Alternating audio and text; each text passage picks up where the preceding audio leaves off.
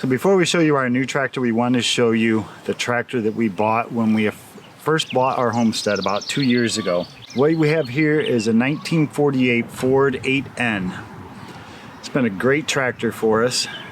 Runs great. It was restored by a gentleman in about 2 towns over from here. He was an older man. I think he had about 20 or 30 Ford tractors. That's all he did all his life, was collect them, restore them. Paint on it is fabulous. But one of the things we learned over time is that it's missing some functions that we wish our tractor had. The whole point of having a tractor on your homestead is to make jobs easier for you, to reduce some manual labor and put that labor on a machine.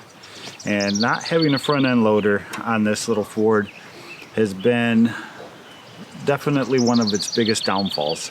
So it is equipped with a Sherman transmission, but it's only the transmission with the over gears, so there's no low gear end on this one. It's basically, you have the stock transmission and then you have a set of higher gears. But for plowing, you're basically stuck with the factory gear set at that point. So that's a little bit of where we started when we bought our Homestead. This tractor, we bought it, it was a good fit for us. Let's get out the new one and we'll show you what we ended up purchasing, and then talk about the fate of this one.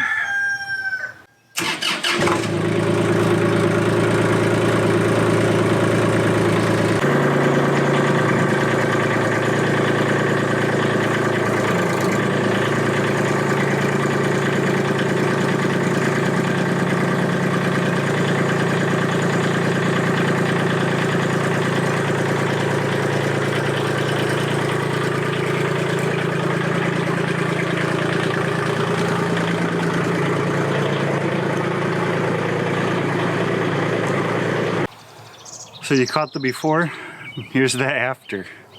It's a big difference.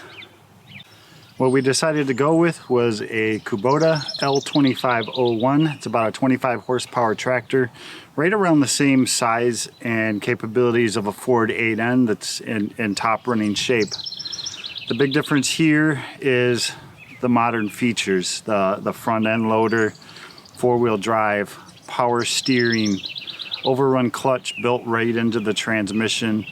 We also went with the hydrostatic transmission instead of a normal gear, just primarily for ease of use, because I don't picture myself always be the person sitting in the driver's seat. I want Rachel to be able to help me if the kids are over and hey, we need help pulling this tree and I need to run a chainsaw on the ground. I need something that's simple that anybody in our family can hop on and comfortably operate. Cost-wise, big difference. These machines aren't cheap. You can pick up 8Ns anywhere from $1,000 to $3,000. But the functionality that you're going to get from something that's more modern is a toss-up. We could probably argue about it all day, and you could tell me I'm wrong and that I can do anything that you want to do with an 8N. Throw a boom on the back, a scoop on the back, and it's time for us to upgrade. It's time to move up to the modern world. We're not getting any younger. In fact, I'm only going to get older from this point forward, and we need some help on the homestead. We need somebody that's a little more capable to do some jobs for us to make our lives easier. We also picked up a set of pallet forks for the front, so that'll come in handy moving other types of objects and materials around on the homestead.